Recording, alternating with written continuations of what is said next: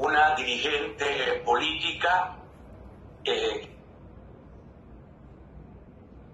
lo que llamábamos el mundo del chavismo. Hoy es una crítica que no necesariamente está separada de sus ideas, pero está muy crítica sobre lo que está sucediendo en Venezuela. Es la primera vez que te tengo y te doy las gracias por estar con nosotros. Y quisiera, en primer lugar, María Alejandra, bueno, escuchar un análisis un tanto general. Decía ayer un experto en politología que estamos en la raya de llegar a vivir en un totalitarismo en Venezuela. ¿Cuál es tu opinión sobre lo que está pasando en el país en este momento? Bueno, muchas gracias por la invitación. Buenas tardes a todos los usuarios y usuarias. Ayer escuchaba con atención al profesor invitado por Vladimir Villegas. Y bueno, desde el punto de vista de la ciencia política, el especialista expresaba que había algunas características preocupantes que indicaban que estábamos al borde de un totalitarismo. Él hablaba de un pretotalitarismo. Nosotros hablamos de un gobierno autoritario, porque, fíjate, la concentración de poderes en una hegemonía, además que responde a la verticalidad de lo dictado por el Partido Único o por el Partido Socialista Unido de Venezuela. Ahí está la concentración de poderes, es un problema que tenemos serio porque no hay controles de pesos y contrapesos.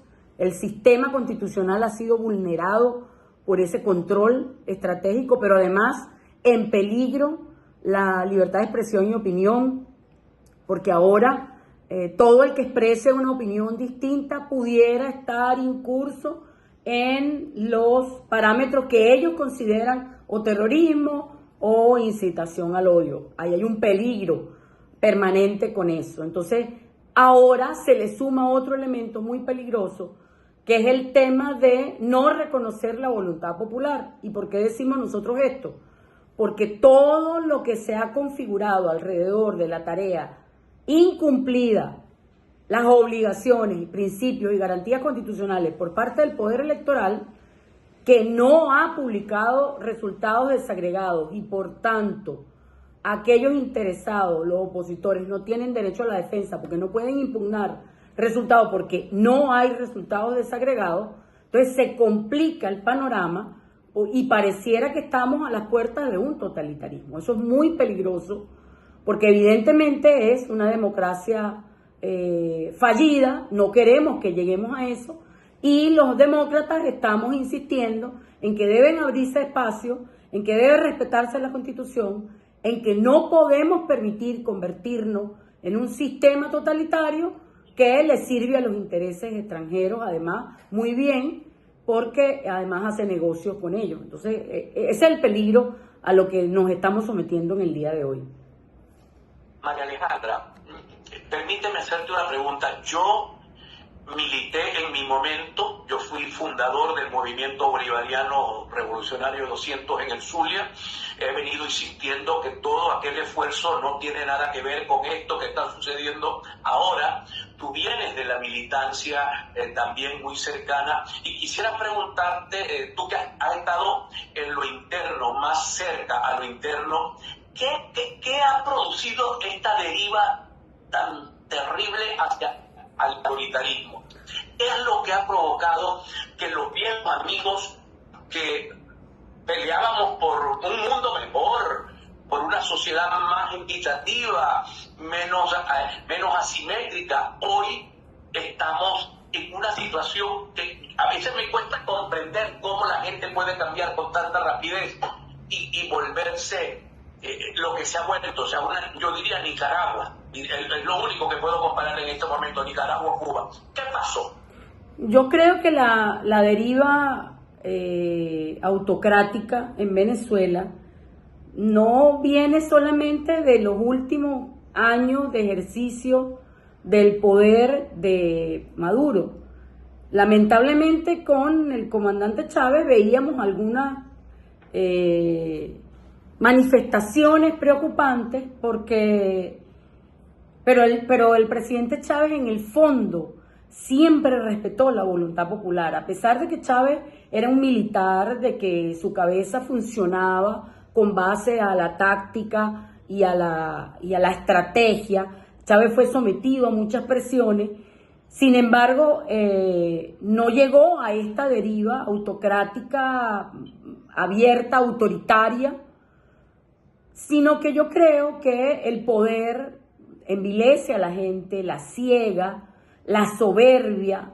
Este grupo de personas que hoy dirigen los destinos del país desde las instituciones son sumamente soberbios, no son para nada tolerantes, se olvidaron de las luchas originarias que dieron lugar a un movimiento insurgente que se rebeló contra el status quo del pacto de élites del pasado, y hoy simple y llanamente, bueno, la deriva no solamente es autoritaria en cuanto a los derechos civiles y políticos, sino que además hay una característica fundamental de esta deriva, y es la entrega a un modelo alejado de la Constitución, alejado del reparto justo y equitativo de la renta petrolera o de los ingresos nacionales, sino que además se casó con un modelo neofeudal, ya yo no digo ni siquiera que es neoliberal, es neofeudal, con salario cero. Entonces yo creo que hay mucho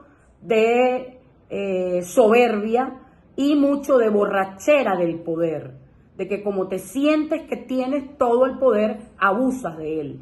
Creo que eso es lo que está pasando en el fondo a esta deriva autocrática con visos de autoritarismo muy claros que estamos viviendo los venezolanos, y que pensábamos que nos habíamos alejado de eso hace mucho tiempo, y lamentablemente estamos metidos otra vez en este mare magnum de cosas que algunos nos superan, igual a muchas personas la superan, la situación que estamos viviendo. Alejandra, tengo que ir a identificar y en un momento te pido que te quedes con nosotros un rato más, porque está muy interesante tu disertación. Nosotros vamos a identificar, regresamos solo en un momento, amigos míos, con todos ustedes. Continuamos a punto con Juan Carlos Fernández. Continuamos a punto con Juan Carlos Fernández. Continuamos a punto con Juan Carlos Fernández.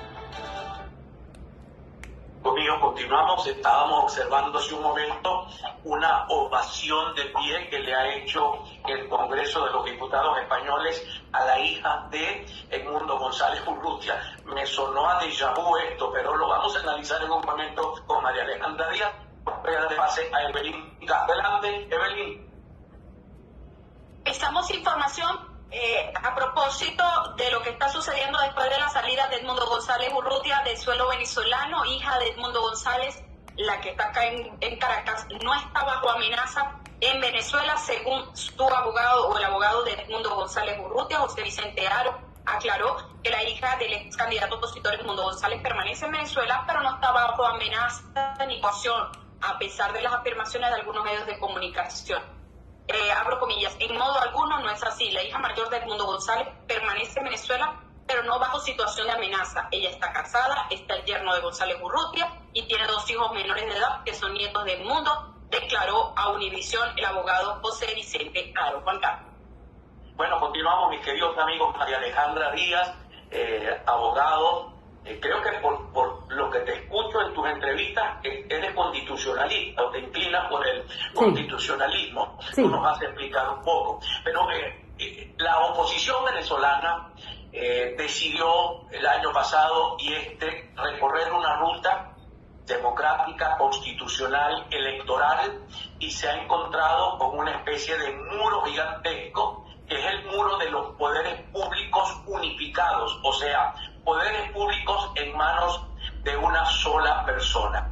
En tu opinión, ¿cómo pudiera la sociedad venezolana resolver ese entuerto sin convertirnos a la larga? Porque el problema de estos entuertos, cuando no los logra resolver la sociedad, sino que necesita apoyo extranjero, terminamos convirtiéndonos en una poca, así como aquella juramentación de un presidente en Nicaragua que le hicieron en un barco. O cosa que yo no quisiera ver nunca en mi patria. ¿Cómo, en tu opinión, puede atenderse esta grave situación que vive Venezuela?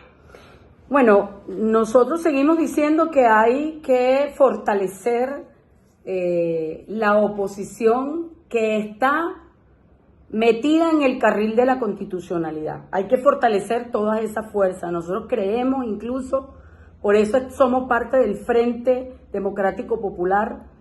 Hay que darle organicidad a ese frente porque no basta nada más que con las puras declaraciones, sino que tienes que ir ejerciendo acciones que te permitan recuperar la confianza que se ha perdido en el sistema. El grave problema que tenemos en Venezuela es que lo que está en peligro es la República y sus instituciones.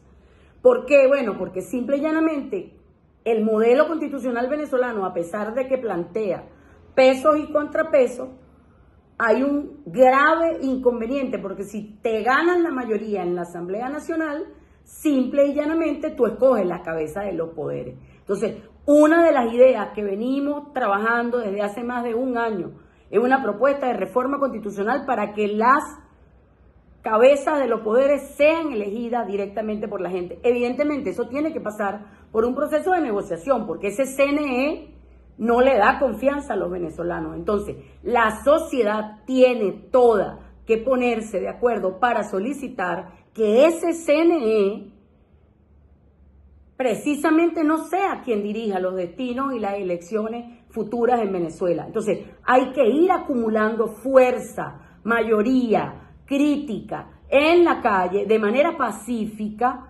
para que el que está atrincherado en el poder entienda que como no tiene legitimidad de origen o la tiene, la tiene bajo sospecha o con una duda razonable, para poder gobernar, para poder tener un gobierno con tranquilidad y lo que a él le interesa, paz para los capitales, necesitas la paz social.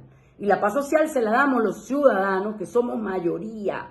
Es decir, entender que los ciudadanos somos mayoría y que como mayoría nosotros estamos en la posibilidad de exigir el cumplimiento de la Constitución. Mientras no tengamos conciencia de la fuerza que unidos al unísono, de manera clara, nosotros podemos ejercer sobre las instituciones, simple y llanamente ellos van a seguir avanzando en la deriva autoritaria. Entonces, ahí tiene que haber conciencia ciudadana, no solamente de los partidos políticos, de los movimientos sociales, de todos y cada uno de los ciudadanos, que sin necesidad de llegar a una intervención, porque no estamos de acuerdo con eso, de ningún tipo, sino que nosotros mismos nos demos la solución. ¿Es difícil? Sí. ¿El camino es complicado? Sí, pero es el camino.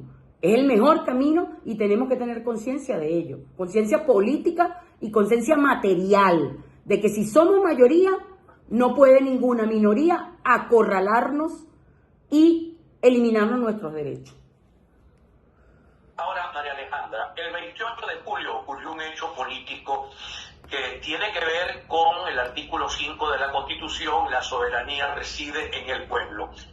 ¿Dónde queda esto? ¿Dónde queda la elección del 28? Me estás hablando de reforma constitucional, me estás hablando evidentemente, y yo comparto contigo, el régimen presidencialista tiene que ser disminuido. Aquí hay que evitar primero la tendencia al partido único. Segundo, el régimen presidencialista es casi autocrático de toda la vida en Venezuela. Ahora bien, ¿qué va a pasar en tu opinión con la elección del 28 de julio? ¿Dónde queda esto, el resultado que según el pueblo es uno y que según las instituciones del Estado es otro? Mira, existen graves dudas acerca de la veracidad del respaldo físico de las actas que cada actor en pugna posee. Entonces, la mejor forma tiene que ser que se comprueben las 30.026 actas que están en poder del Consejo Nacional Electoral y de la Fuerza Armada. Recordemos que el poder electoral en Venezuela, a la hora que se está ejerciendo el derecho al voto, está incluso por encima de todos esos poderes, y todo el resto de los poderes tienen que tributar al poder electoral. Eso no ha sucedido, el poder electoral no ha culminado su trabajo y nos corresponde a los ciudadanos exigir el cumplimiento del conteo y de la apertura de todas y cada una de las actas.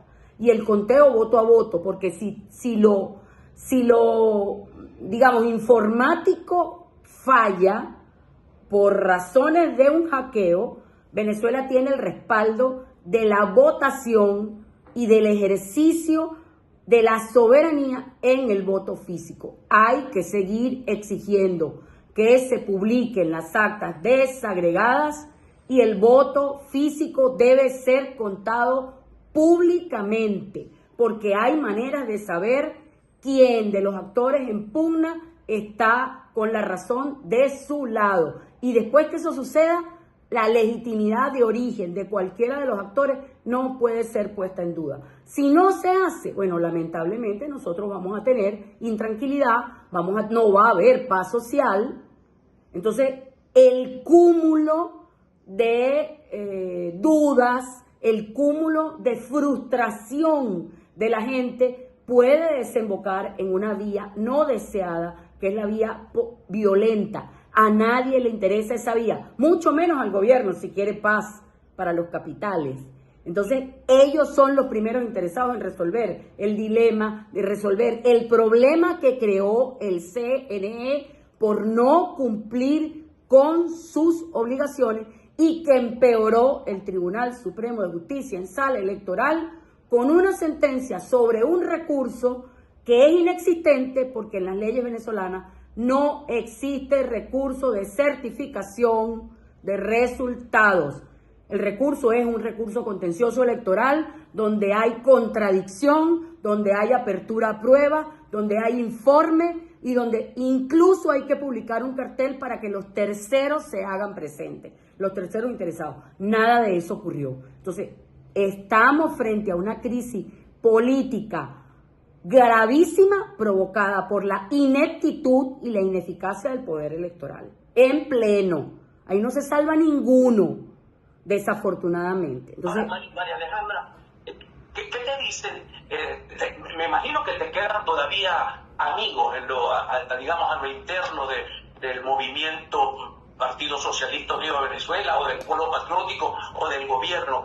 ¿Qué te dicen? O sea, yo tengo amigos y yo les digo, ¿cómo ustedes pueden pretender que esto se quede así? Pero si para eso no era esta lucha, ¿qué te dicen? ¿Qué les escuchas decir? Bueno, ¿Tienen modo de dar la cara y defender esto? Yo te confieso que desde el año 2020, que yo salvé mi voto por la ley antibloqueo, desafortunadamente los puentes fueron dinamitados y bueno, simple y llanamente yo soy una de las tantas que teníamos posiciones críticas a lo interno, tratamos de hacer un cambio a lo interno, no se pudo, hubo que tomar una decisión por el bien del país, en nuestro caso, y por responder a los principios, y lamentablemente no hay ninguna comunicación con ninguno de esos sectores. Ahora, con el pueblo chavista sí tenemos comunicación, y el pueblo chavista sabe lo que sucedió, es decir, los testigos que estaban allí, que son compañeros nuestros, y que tienen en su poder las actas, dicen, Dios mío, nosotros perdimos, imagínate, lo que nunca se perdía, La Guaira, y se perdió en todos lados en La Guaira. Claro. Entonces, frente a eso, la propia gente de base, pues no haya explicación. Ese es el problema. Sí. Te voy a pedir que te quedes un segmento más, ojalá y así pueda. Vamos a identificar al retorno. Hoy, yo vi ayer una imagen de Corina. Ayer lloró porque es muy difícil para un ser humano esconder que lloró en el día, en algún momento. Tú, que tienes una posición ideológica que quizás sea la antípoda de lo que piensa María Corina sobre el Estado, ¿harías fuerza junto con ella y con otros factores de lo que llaman la derecha para buscarle una salida a este problema? Quiero decir, una plataforma amplia que permita que factores de izquierda, de centroizquierda, de centroderecha y de derecha se unan para lograr sencillamente el respeto a la república, a la constitucionalidad. Al retorno te dejo esta pregunta, María Alejandra, vamos a identificar, ya regresamos con